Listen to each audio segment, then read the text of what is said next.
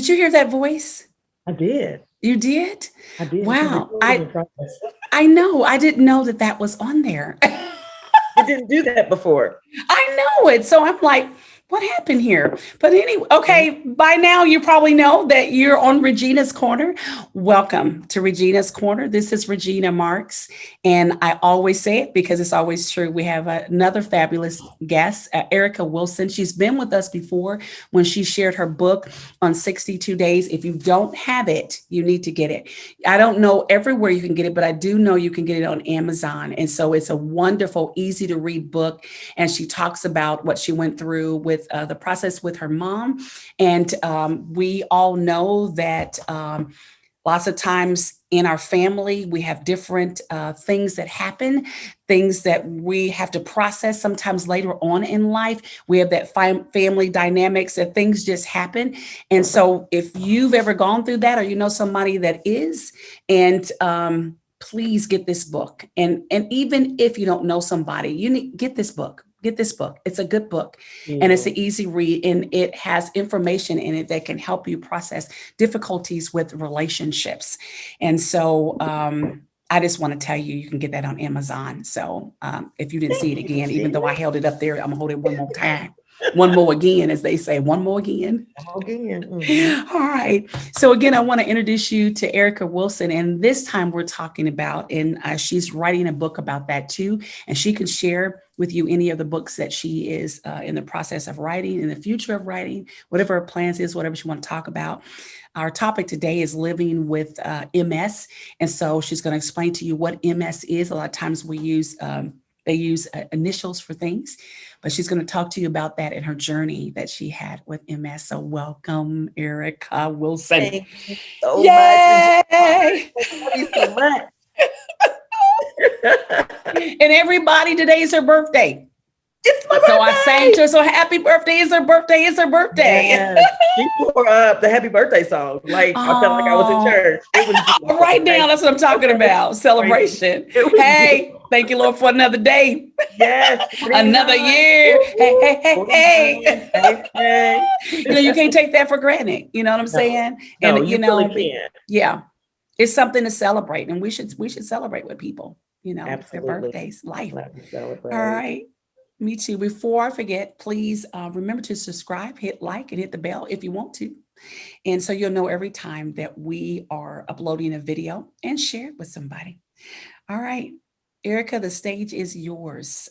First of all, tell us about your upcoming books. Oh, I'm working on so many because evidently I think I'm a superhero. Okay. Really not, but I think that I am. So I'm working on, I've got my little compartments. So I'm doing some nonfiction, like 62 days. I'm doing one called 1600 days. And that's my first 4 years with MS. Okay. And then I'm working on a follow-up to my fiction novel, Unbreakable. Mm-hmm. And I believe the name of that one is called Unspoken, because there's literally 5. I have 5 titles and 5 books waiting. Okay, got you. For meat from the inside. Wow. And then and so since Unbreakable is a bit steamy for children, and my son, my 9-year-old, was so excited that mommy was writing a book and he wanted to read it, but I couldn't let him read that book. Yeah. So, surprised him. He doesn't know, but he's in the next room. I'm working on a series of children's books for him. Oh, awesome. Based on him. He becomes a tiny little baby bear because I call him Daddy Bear.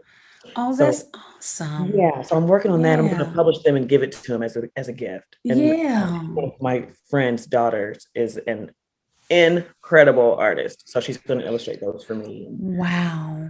That's probably my favorite project that I'm working on right now. Wow. Erica. So I'm so excited. Awesome. I'm just swallowing it all. I see that. I see you chewing on it. That is awesome.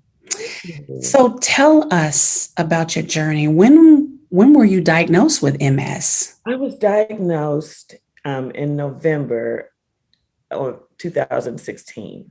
It was, I went home from the hospital Thanksgiving Day. So I found out the day before Thanksgiving in 2016. And it was my life completely changed overnight. I was Yeah.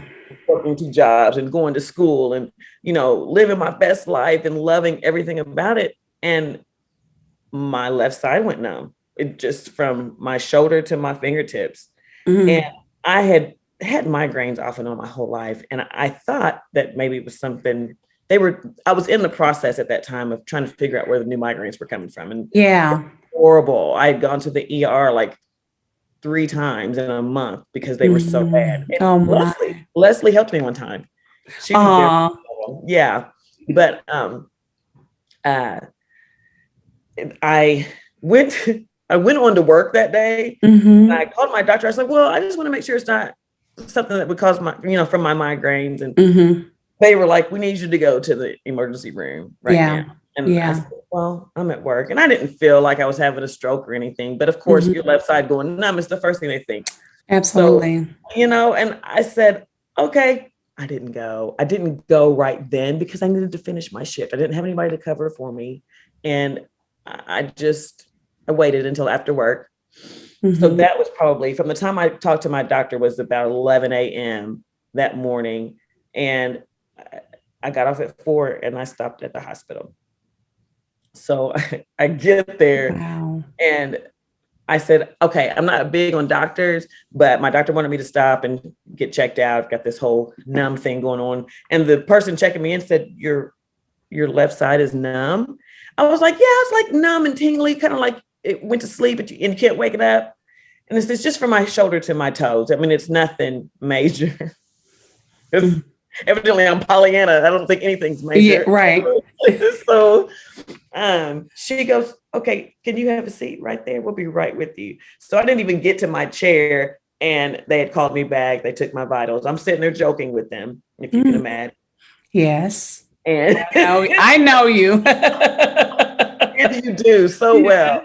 So I'm making jokes and they're laughing. And all of a sudden I hear over the intercom, code stroke, emergency room. This big announcement, code stroke, emergency room. And I stopped laughing. I went, is that for me?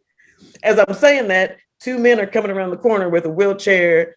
And in 20 minutes or less, I've had an EKG, a CT scan.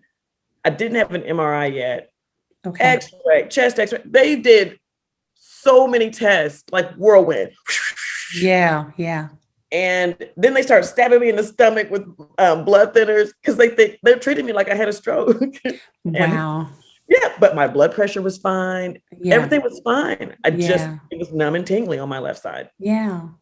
I did not know that was the beginning of my new life. I just figured they're just going to tell me I pinched a nerve, helping one of my clients, and I'm just going to go home because it was Thanksgiving week. In my mind, it was holiday pay. Right. Right. My money. Right. I got back to work. Right. So I'm asking everybody that comes in, am I going home? Yeah. Well, long story short, they admitted me because they didn't know why I was numb. CT scan was there, everything was normal, and they had to admit me. And it was cute how it happened. Some of what you're hearing now is in the book Unbreakable because it's loosely based on me and a few of my friends. Yeah. And but this little girl comes in from the pharmacy, which to me, the pharmacy meant I was going to go home. Yeah, right. Denial about being admitted. And she said, which pharmacy do you want to use if they send you with medicine? And I told her, and I said, does this mean I'm going home? She said, she looked around. She goes, you didn't hear this from me, but they only send me in when they're admitting you. Oh. So I was devastated. Because all I saw was my holiday pay going out. I was worried about single mom. Right. I gotta have my money and it's extra money. Right. Girl. So again, over the next 2 days, and when I was in the hospital, I was in the ER for 4 or 5 hours before I even let anybody know because I didn't think I was going to be there that long. Right. So I finally called my mom and dad, and of course, by now it's 8 or 9 o'clock at night. Yeah. And they're wanting to come over. I was like, no, because daddy took his medicine early. I knew he went to bed, and then my mom would just be staring at me. I'm just like, no, just don't even worry about it. Because I figured they'd just keep me overnight and send me home. Yeah, no, I ended up being there 2 or 3 days. Mm-hmm. I had so many MRIs and so many things. And I mean, up until then, I didn't have any symptoms except my migraines, and those I'd had for 20 years. So I didn't really think anything about it. Yeah. But so the next morning, my parents get there as early as they could be. And when they got there, they took me for another test. Mm-hmm. And I believe it was the MRI, and they used an injection, a dye. I can't think of the name. Neither can I. Yeah, you know what I'm talking about because you're medical, but contrast. Yes. It was an MRI. With ding, 1 point for Regina. Exactly. Woo.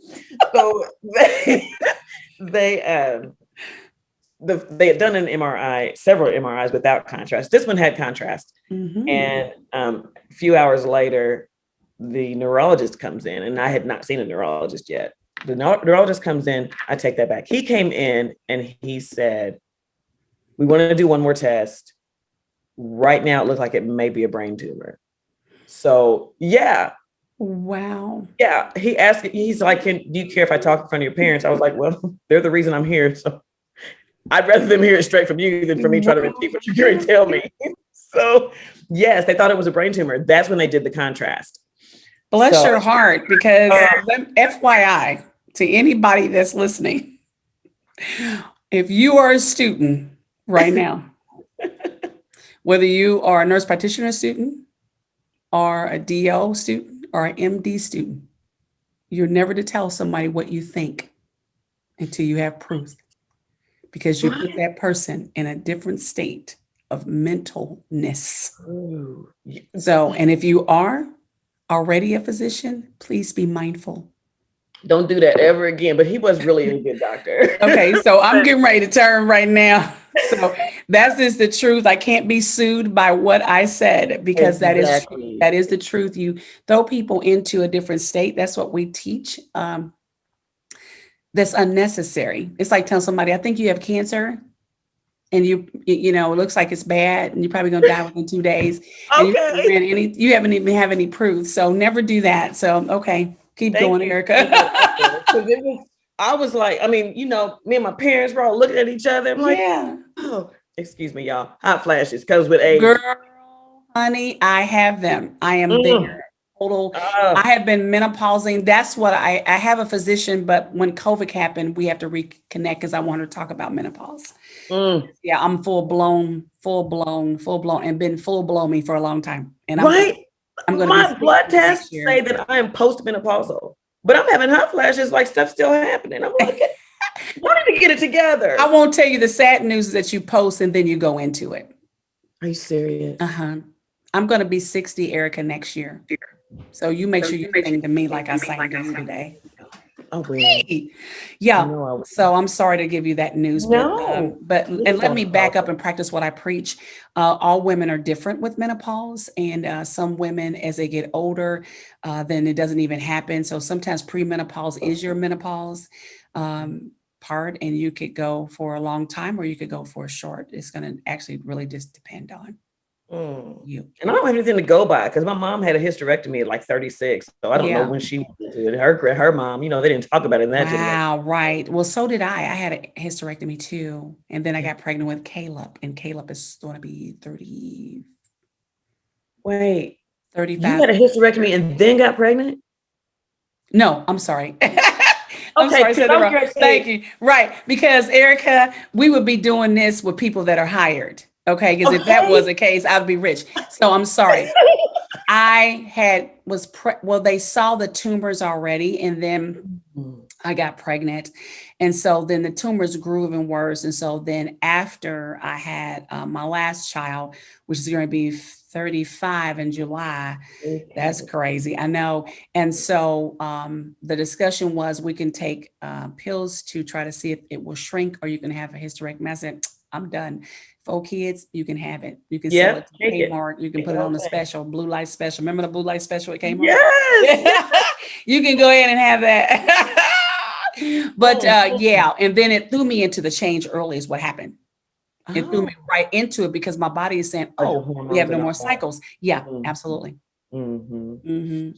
And so then I had them off and on, then they would stop, then off and on, then they would stop. And I mean, when they stopped, they stopped from like years and then start back up and then start back up. Now they like there. They're like, hey, we moved in. Did they move in? They moved in. They brought all their furniture and They whatnot. moved in. I'm telling you, I was actually teaching the actors to perform a case. And as I was teaching and I was talking about the stuff, I started crying. And I said, and this is the symptom that you're going to have. And then if the student asks you this is what you're going to do. I said, I'm sorry. And I'm so glad that everybody was in there. They were like, it's okay. I said, and then some of the people that went through it, they were like, you're menopause. I know. I said, I'm sorry. And they were so wonderful. I'm crying. And it wasn't even talking about menopause because it was men in there. I forgot what case that I was training them for. Yeah. But I'm telling you, and I started crying over that. Bless her, Jesus. Bless. And then I'm a very mild person unless it's something that I need to be fiery about. I mean, stuff was irritating me. I mean, irritation. I mean, I was like, okay. And then when I went to my doctor and I said, well, my daughter already diagnosed me and said I'm in menopause. Right. And so he sat down because he's been known it for a long time. He's been our doctor for over 40 years. He sit in a chair and then he made the form of the cross and then he pushed all the way back. I said, yes. I'm there. It's like your emotions all over the place. And, oh God. So far you've let us know that so you were at the CT. Yeah, already did contrast. They had done the contrast. He said what he said. What? After he tells me I might have a brain tumor, then I get might. Right. The word might never use that. I just want to double check. Yeah, right. Did you want to double check before you shared that with me? Right. To get some proof. So then what happened? So then I come back and I'm still goofy. Like I'm not really scared yet because I remain in a state of denial until you show me. Yeah. And even girl, yeah. So I got back to the room. Mom and dad are still sitting there patiently. I'm pretty sure they're watching TV and me and my daddy just joke around. I miss him. But so he comes back, the neurologist comes back. It's a little while later. And he says, have you heard of MS, which is multiple sclerosis, which the definition of that is what its name is. It's multiple scars. So many scars. You have your body, it's autoimmune and it attacks the nerve endings in your body. I liken it. The best description to make a mental picture is a cord, like a charger cord that has come apart, and you can see the wires that are exposed, where it's worn out. Your body does that to the myelin of your nerves. It eats away at it, and it exposes the nerve endings inside, and there's a disconnect. Like there's pain, and it's called cog fog, where you can't find your words, and fatigue doesn't even begin to describe the lead weight feeling when you wake up some mornings after you could sleep 12 hours and still wake up feeling like you're made of pure lead. It's like your body doesn't get the signals of you're okay, this is okay, you can walk, you can lift your foot. It's amazing how it affects you. And but when he said that, he goes, have you heard of MS? I was like, I've heard of it because there was a lady in our church that was diagnosed years ago. And that was all I'd heard of it. I didn't know anything about it. Right. But are you talking about what was her name? Brown. Okay. You know who I thought you was talking about? Tanya. Not only Tanya, but also Priscilla Tatum. Remember Ruby's Oh, sister, she had Priscilla? MS. did she have MS She too? had MS. Oh, bless her heart. Mm-hmm. So yeah, it's Mm-hmm. scary because it affects everybody so differently. Yes. Yeah. And that it can, and knowing, like I see people, I've got, a bunch of, you join a community online and whatnot, and you see the different Mm-hmm. faiths and Mm-hmm. different Mm-hmm. steps. So I'll be 5 years this November, and Mm-hmm. I can only say by the grace of God, because I've been through several neurologists, I've been through MS specialists. Excuse me. Oh, you're fine. MS specialists who's like top of the line, top in their field, and I was never a patient. I was a number, or I was a case, or I was this, and nobody was listening to me. I've gone through depression and. I'm sorry, my throat is tickled. Go ahead and do what you Oh, need to do. whew. I got a Okay, cough again, y'all. you need some water. Well, I didn't even bring any in it, and I'm not going to walk off and come back. So I think maybe I'll be okay. Okay, continue. Okay, so, but I wasn't getting the care, and so when I moved back here to Indianapolis, again, the Hendricks Regional Healthcare System is ridiculous. Love them. I have heard so many good things about them. Oh my goodness. My team of doctors, every single one of them are incredible. Wow. I walk into, because they're constantly referring me to different people. So I walk into a new office and I'm not seen as, because especially where I live, there's not a lot of color. So I walk in and I'm not treated like the rare Black person that walks into the office. I'm a person who needs care. Yeah. And it's incredible. Wow. So I said all that to say, my neurologist, Dr. Klein, who is really cute, by the way,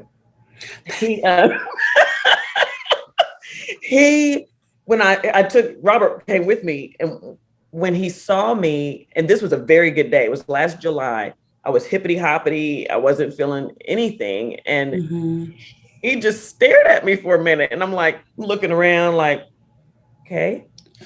He said, he said, I didn't expect you to be walking, at least without assistance.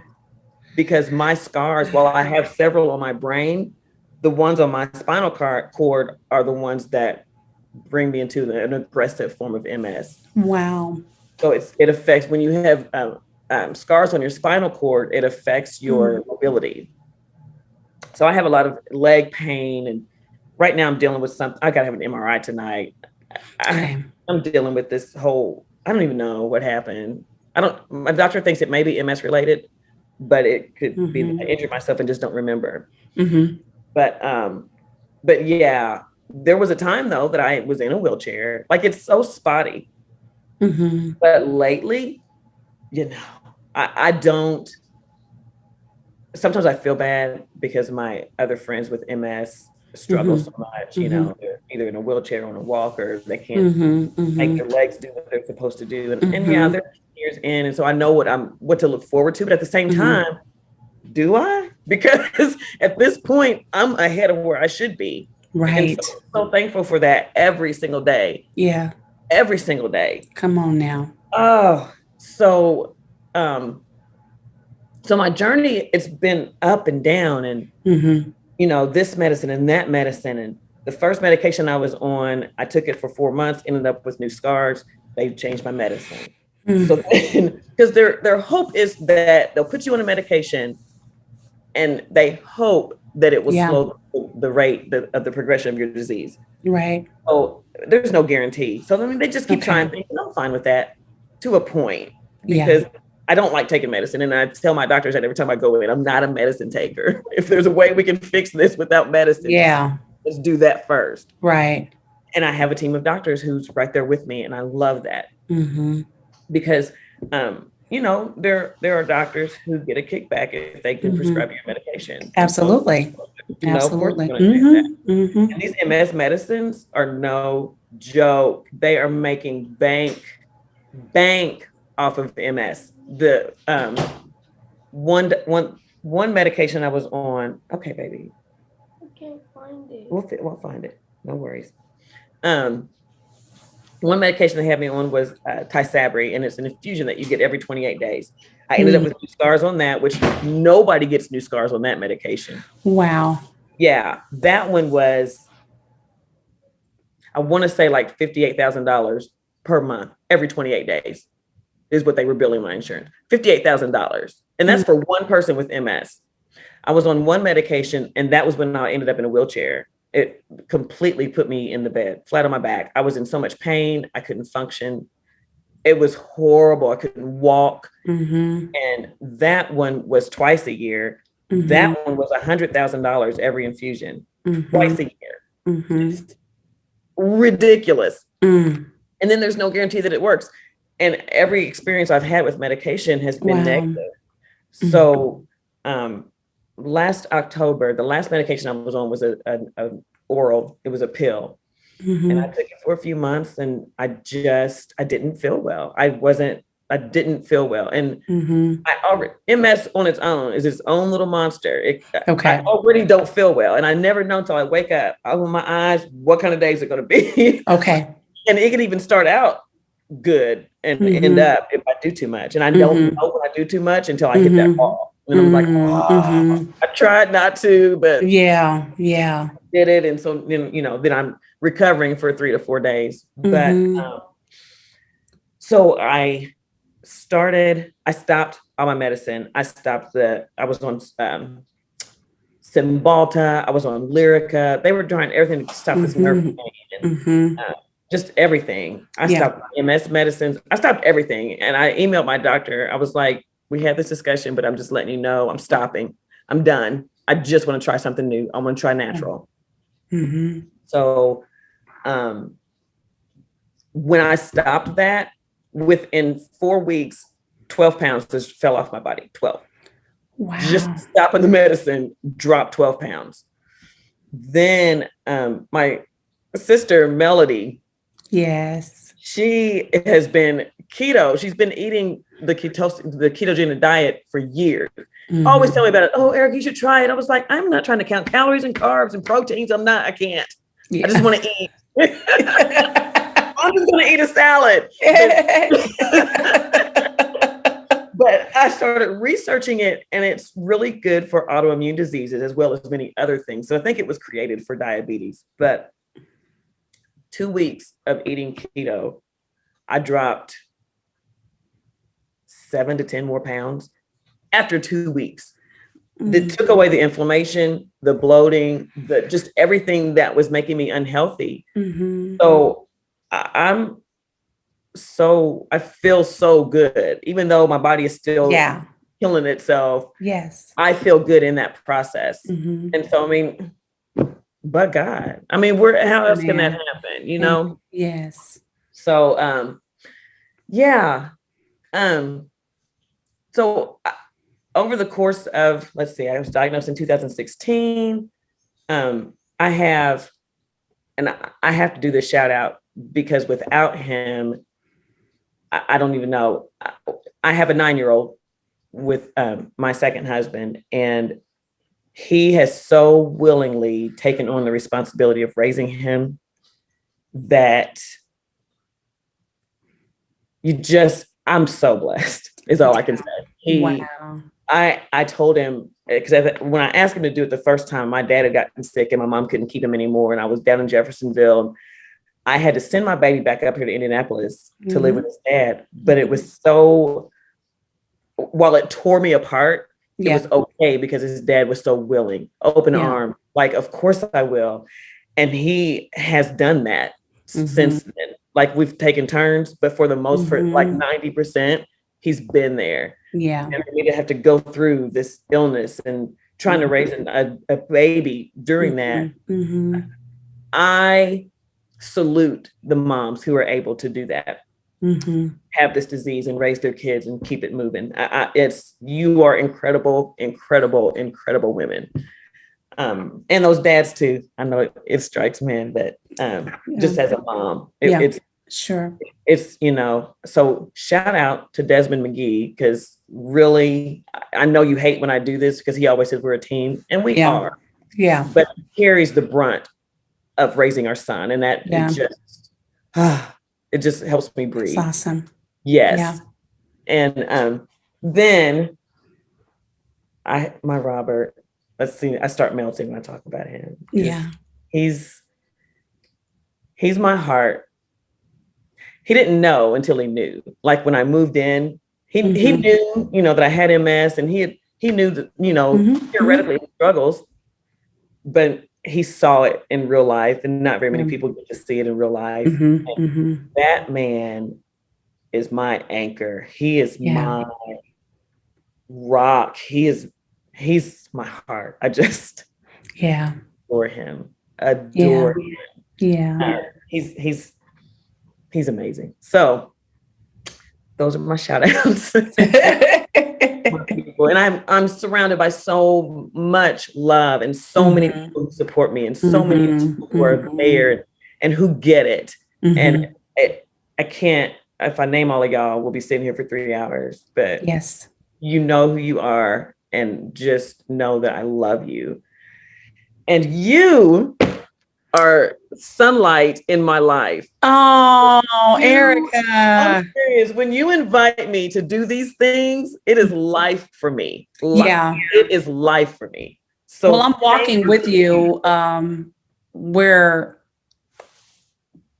how would I say, I'm walking with you as you're going down this, because some places I weren't, but I knew about it because your mom would text.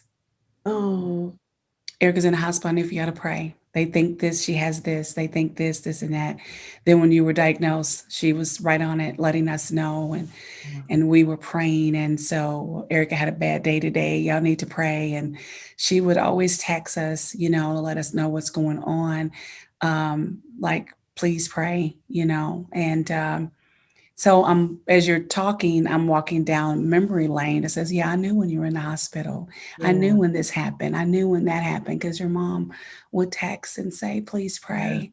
And though she may not have expressed that, it was hard for her, but she had this facade about her. But I got to hear the brokenness. Wow. Yeah. So, but now, right now in this moment, where are you and how are you doing, Erica? In this moment, I'm great. Like I told my doctor the last time I was there in September, I said, I feel good, and I have felt good for a while. And I was like, I still have my balance issues, because I'll fall over in a minute. Like I'll be walking, thinking, okay, and just thanking God for walls. And I said that to him. I was like, I still have my balance issues, but thank God for walls, because wow, okay, like it sneaks its little head in there, and it reminds me, hey, I'm still here, girl. You might feel good, but I'm gonna have you in a minute. Go ahead, you wait your turn, because I'm still doing this right now. In this moment, right. I feel the best I have felt since before my diagnosis. Okay. Yeah. Now, I have a question. Did you ever, on this journey with MS, did you go through depression or feeling sad, or did you ever go through questioning God? And what did you do? I'm all about how we find God in a situation. I don't know why I should have named it Finding God in Every Situation, but it's called Regina's Corner. Someone told me when actually the medical students gave me this name, I said, that sounds like pride. And then I had one of my friends from Oklahoma say, what's so proudful about a corner? And I went, right. Okay. And the reason why the medical students chose that name is because they will always come to the corner in my office. Oh, wow. So there's a corner that we would just sit down and get in the corner, and whatever they needed to talk about or vent about, then that's why they said that. And so lots of times you have a discussion corner. And so that's Regina's Corner. That is a perfect name. I'm really thankful for that. So I'm always interested in how people found God in your situation. How did you get over that? So share that with us, your moments of anger or sadness or depression, and where'd you, how did you get to the place you are now? Like you said, thank God for walls. I have it. And so I've asked you several things to explain, your emotional state. And then how did you get to that place where you're like, okay, I have it and I'm going to live with it and I'm going to see the good in it and conquer it. And you know what I mean? So tell us about that. Oh, I'm I've always been a pretty positive person about like finding the positive, the light Yeah. at the end of the tunnel or the silver lining. And I know sometimes it drives people nuts, but I always say this: life is difficult enough on its own. So why make it worse by pulling out the negative stuff? Like why point that Yeah. out when you can point out the good stuff? Yeah. So Awesome. but I again, my first reaction to anything devastating is denial. Okay.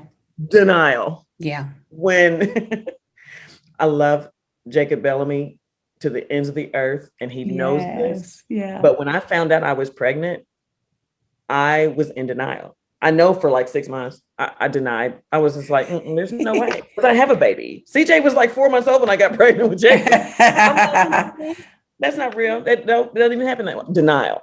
I'm glad you're here, baby. He'll be 25 this year. Oh, I know. I know. Isn't that crazy? I know it's crazy. Crazy. But Crazy. so I left the hospital. Mm-hmm. I ended up having to go back a week later because the numbness moved from my left side to both sides. I was bilateral from about halfway from my thighs down to my feet. And that is where it has stayed. Like you can't tip on my feet. I could stab my leg with a skewer. I can't feel it. I can tell I'm being touched. I don't feel pain there. No, it's crazy. So, but so when it started settling, and it's a constant acceptance and moving on. It never, I never have gotten to the point where it's a like continual. It's a constant change. It's a constant why, and then well because. And I always said from the beginning, I don't think that I ever questioned God, because I would do this 100 times if it meant my kids didn't have to go through it. I would go through hell and high water 6,000 times if it meant my kids didn't have to go through it. Right. I would go through rejection and whatnot and the pain of that over and over before I want my kids to go through it. So I'm good with having it, but I still lived in Jeff. My baby was up here. There was nobody but me. It was bad. I wanted to go to work. I've always wanted to work.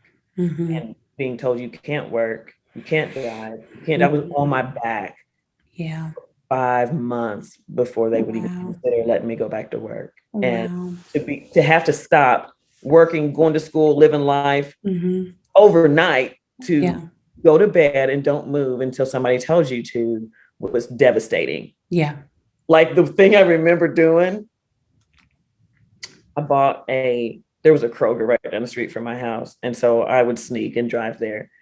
And girl, you know me. It's what I do. Literally like right down the street. I could even take like a little back road. I didn't have to get on the main street. Right. I can do this. Okay. Exactly. I got it from my daddy. He was the same exact way. He had congestive heart failure due to lupus, but his heart was fine. He left the hospital. They were like, you can't drive or go to work until you're released. And we got home and he was like, Evie, I'm going to run up here to the Dollar General store. I said, Daddy, you can't drive. Okay. He said, okay, as he was grabbing. As he was driving out. Didn't care. Oh my gosh. Yeah. Later, he was back at work. He didn't wait. Oh my gosh. Oh, that man. But so yeah, I went to Kroger, and I don't know why this sticks out in my head. Probably because I ended up weighing almost 200 pounds eventually. But I bought a turtle cake. It was the best cake ever. I ate that entire cake. The entire cake Wow. in bed because it was Mhm. the entire cake, Yeah, I believe it. the whole cake. Did you have a Not a spoon? little cake. Did you get a spoon? I Yeah. ate it with a spoon. Yeah, with a spoon. Yeah. Yes. I love spoons. Spoons are the best because you don't drop anything. There are Right, no crumbs wasted. right. You get it Yeah. all. You can just have your little moment and go, it is Exactly. I can't go to work. I can't drive. Just 2 spoons. I lost my mind. So, so I love it. I girl. love it. Yeah. But I mean, so I'm like, I just didn't care Yeah. anymore. Yeah. No, and there wasn't anybody there that I could cry to. I didn't want to tell my parents how I felt. And, Right. you know, Daddy always checked on me, and my mom did too. Yeah. You know, But added stress, you're thinking you don't want to add stress. I don't need to be stressed about me being depressed. I mean, Yeah, right. I didn't feel like I would take my own life, but I just didn't Yeah. care. You know, Right. I was just Mhm. like, I'm going to get a you know, cake. when people come around, I'm like, hey, I'm good. What'd you say? I'm going to get a cake. Exactly. I'm not going to buy, I'm going to get a cake, a big turtle cake. I can eat it myself. Right. I'm not even going to wait. I'm not going to like slice by slice. No. Eat the whole thing Wow. right now. Yeah. So, and I just kept it right there in my next to my bed and next to me in my bed. Yeah. There was no reason for me to get up and keep going to the kitchen. I knew Yeah. what I was going to Well, get. right. Have it right there. Convenience. Okay. So, Oh. but you know, I kind of kept it together. I kept begging my doctor, can I go to work? Can I just go to work? What if I work from home? I look back on the different things because I was working at Amazon at that time. And when I started having my migraines, my boss at that time was like, go home. You need to go home. Because listen, I'm not staying home. Migraine, because Amazon is bright and it's loud and it triggered migraines every time I went to work. Wow. Every time I would walk in. So then I kept researching stuff. I'd take a Benadryl. I know I'm off topic. I'm gonna work. That's all right. I know you're gonna work your way back. Okay, I'm gonna work my way back around. So she was like, you need to go home. And no, before she said that, I would come to work with sunglasses on and I would get some earplugs when I got there. So I'm walking around Amazon with earplugs and sunglasses on. Sunglasses. Ward off. Right. I'm trying to ward off the migraine because I'm trying to go to work. Right. I'm trying to stay home. Right. I have money to bring. Hey, you got money. You got to work money. I had money to get more turtle cake. Exactly. I had more turtle cake to buy. This was crazy. So, but this was before turtle cake. So, okay.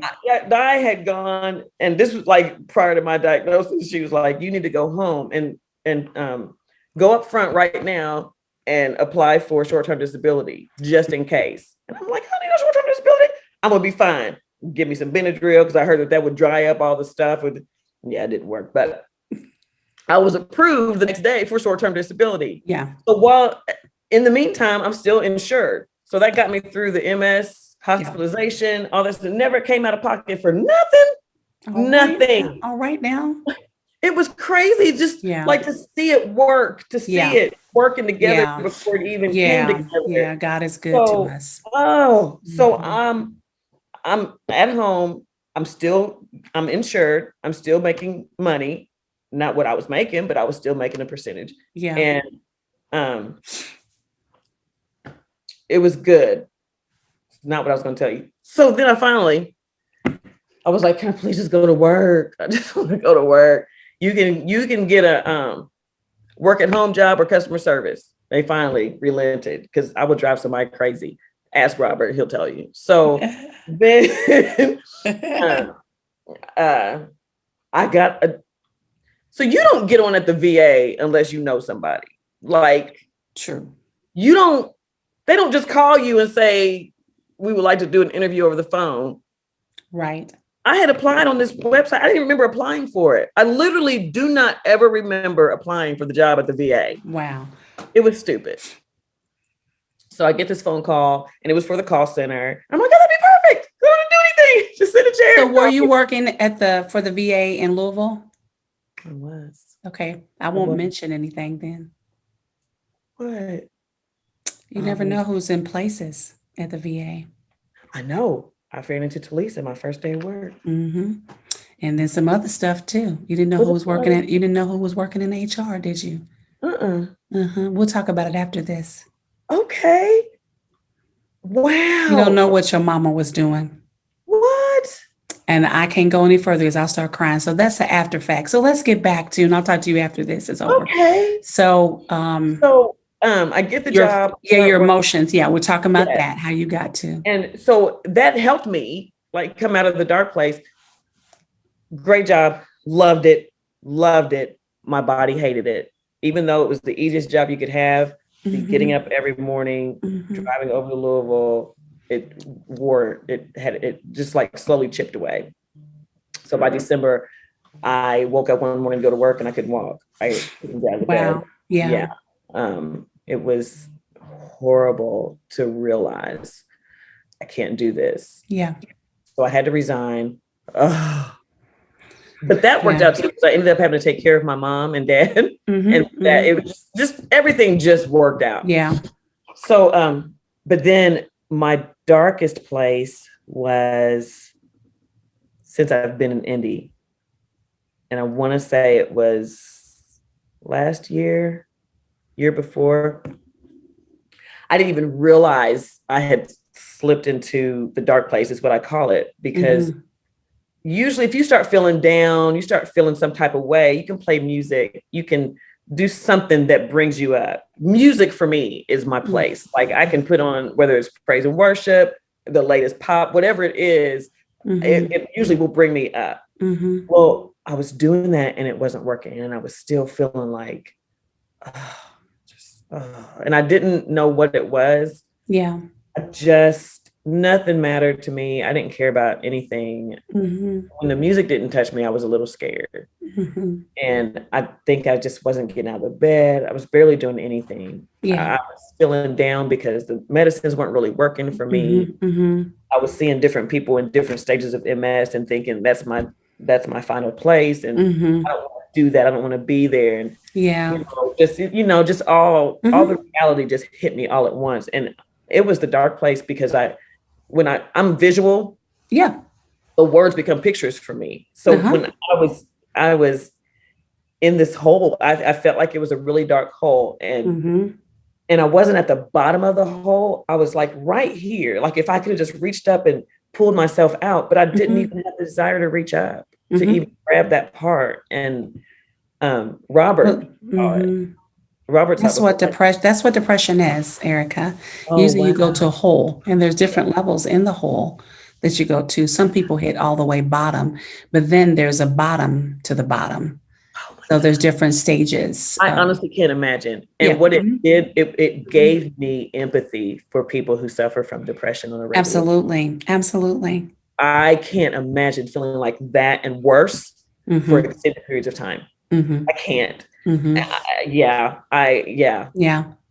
what did you do? How did you get up?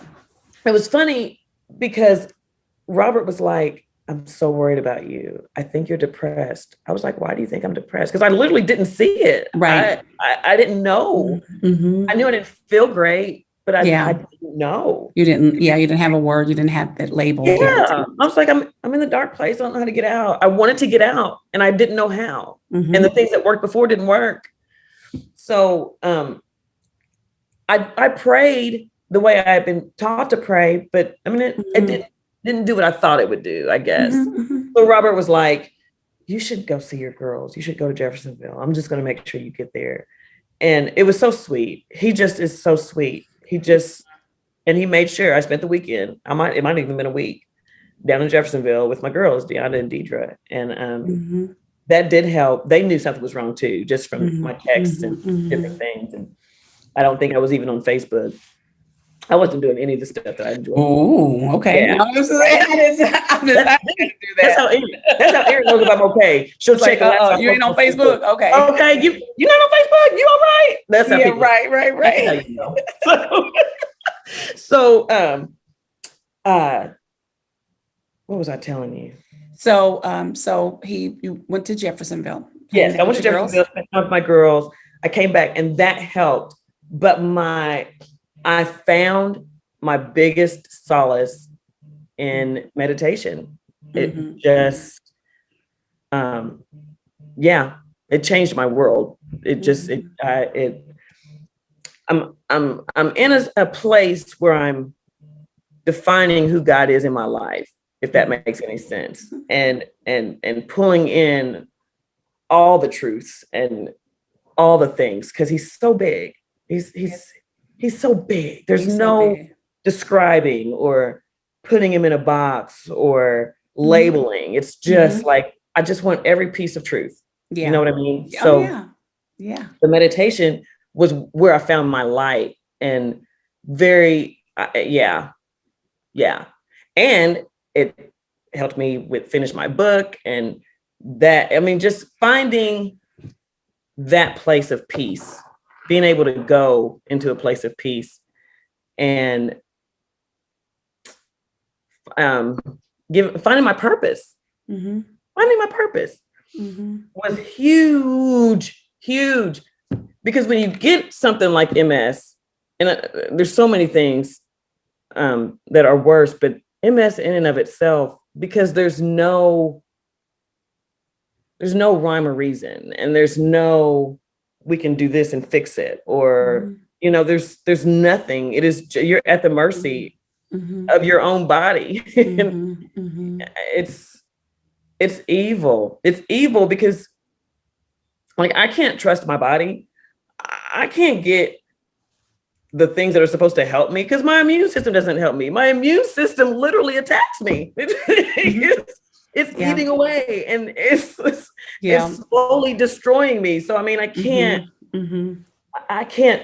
it gave me trust issues, but yes, for me was finding a place of peace in the best way that I knew how. Sure. And finding a purpose, realizing my purpose. I can't even say finding it, but realizing that I've been given words and the power to share them. Absolutely. And, your gift. Just gift that God has given you. I love how that works. I just love how things just work with no explanation. Absolutely. No, and I can relate to, I have a gluten problem, and it was eaten at the fascia of my skin. So I have holes in the fascia of my skin. It even formed a hole in my heart. And so when I'm always listening to somebody, I'm always listening and find a place to relate. And so I finally got it, because I didn't really accept it. So I didn't do the things I need to do. So now that's the reason why I am plant-based. I don't eat meat at all, and I do smoothies, but that was started because of what my dermatologist had said. It went all the way to the dermatologist, because I saw a vascular surgeon, and he says, I can actually sew the holes, but he said, this is the way I would have to sew them on both. And he said, then they can pop back open again. And he said, you will have a horrible scar. We're not going to do that. Something is eating away at your skin, and we want to find out why. So as my primary physician started actually sending me out to see people, and the dermatologist found it. But I did not listen to the dermatologist yet, because it also acts like lupus. All the reactions are different things. Yes. Lupus. So that's why I had to go to the lupus doctor. And then he says, well, every test is negative, but we need to find out what's going on, because it acts like it. So in the midst of that, that's what food was doing to me. It was attacking my body. So that's what made it very difficult. But I was hard-headed for a really long time. And then now I'm on track to eating the way I'm supposed to. Yeah. But I know everybody does different types of meditation. And so what I did was I actually thought on God's mercy and grace. I just thought, because when you think on the mercies of God, his mercy, the Bible says, endureth forever.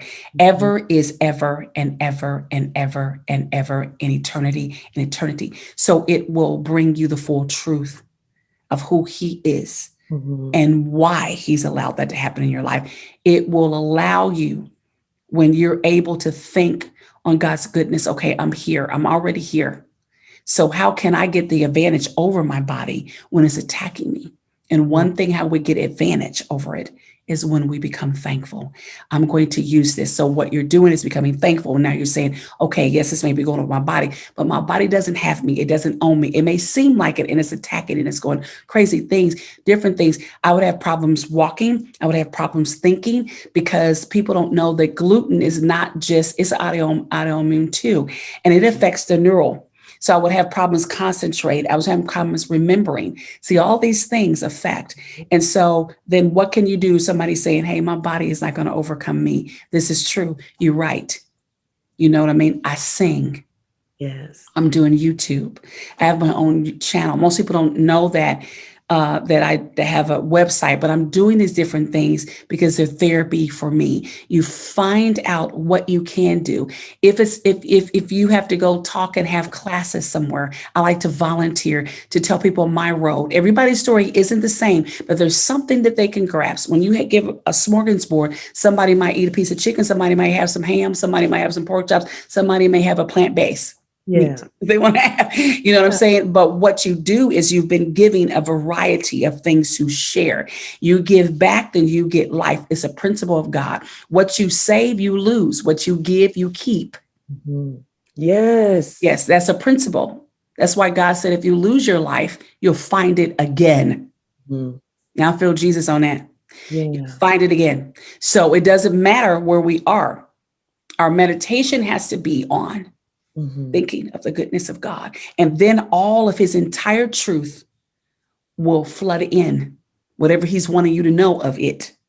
Because our bodies can't really contain all it because he's too big and bad for all that. So whatever our little bitty minds can obtain, then it can open up. You know what I can do? I can do one of these. I can do two of these. What you're doing right now. Then you find your life. That's why you said, this is good. I feel good when I'm doing this. Why? Because when you share, then you get life. Yes. You lose your life, you find it again. So that means that you got to keep doing it so you can continue to find it again and find it again. You hit places as, well, when I do this, you know what I mean? You find it again. I love encouraging people. I find it in most people because, say, well, that's no, it's not. It's not proudful. When I share encouragement to the medical students, I get it back. Because somebody's going to encourage me, or they'll write me a letter, or I've won awards at my job when I've never won awards before. But all I'm telling them is things that I've gone through. Yeah, it doesn't matter whoever the person is, what they're obtaining me. I'm not a doctor, but I'm a human being. Yes, I'm a human being that has come down life challenges, and there's something that you can share with no matter who it is. Something that is so true. Give. So what you're doing is giving back. And so all those stages were to set you up so that you can write, so that you can give back, so that you can do the ministry of smile that you do all the time. Just smiling and maybe telling somebody, no matter where they are, you're okay. That's the reason why when God takes you through things, you can talk to anybody in any walk of life. I don't talk to people that are just of my faith. My faith is my thing. In other words, my ice cream is my ice cream. And the way I like my ice cream works for me. Yeah. But I know God is everywhere. And I know God is big and huge, but works for me. It works for me. I'm not going to try to tell you if you want to put mustard on your ice cream. I'm not going to talk about that. That's different. Never even heard of it. I just thought of it right now. But if that's what you do, that's what you do. Right. You know what I'm saying? My only thing is if you want me to speak and say something, do something that brings you true life, not an invitation of it. So that's for somebody out there. In case y'all want to say, I went to church. Yeah, they say, as somebody out there, I feel it. Somebody need to hear this. Somebody needs it.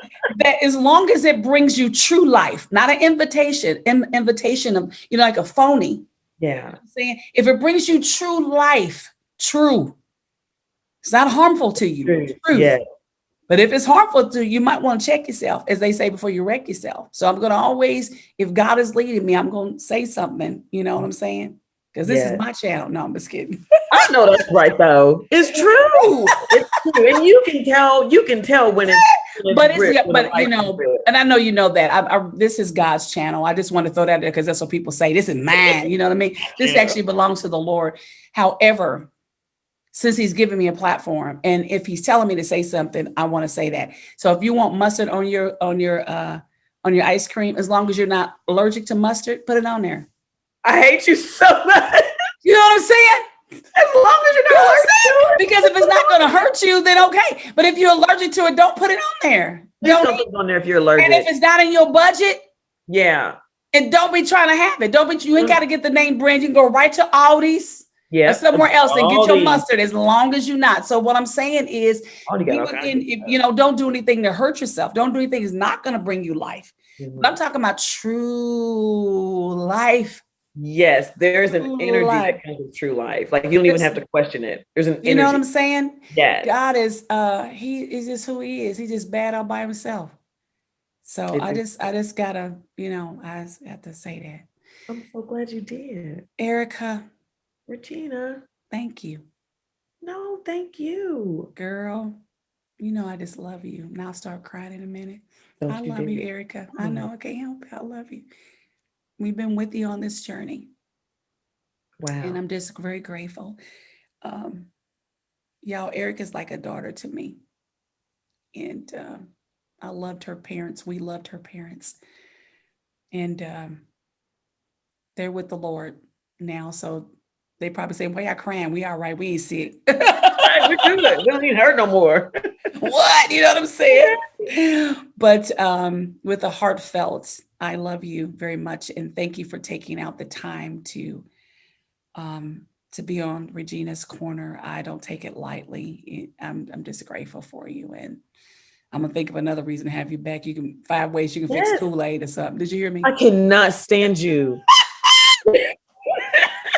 Ooh, you can have me on when I finish the baby's books. We can talk about children's books. Absolutely. And how people can find them and how people can buy them. Absolutely. And I'm already going to be on the list because I got grandkids. Yes, for sure. Because it's what I'm doing is it's Desi the bear, and he has different things. Like the first thing he does is he's got this great imagination and he can go places and take us. And then like Mommy Bear has MS and Mom and Dad Bear go through divorce. Just different. There's like a series of maybe 5. I wore my capes and flied around the house too when I was little. Okay. I did. You do. You just, Mm-hmm. Now, if you try to fly, you might hit the floor, but at least you find out. At least you find out. At least that Eric got you just right to take off. Okay, Erica, well, we can't wait to see you back next time. Thank you so much, everybody. Thank you for stopping by Regina's Corner. You're welcome, Erica. Yeah. Don't forget to subscribe, hit like, hit the bell, comment, and share. Bing, bing, hit the bell. Like. All right. Now you stay on. I'm just going to end this real quick. Okay. All righty then.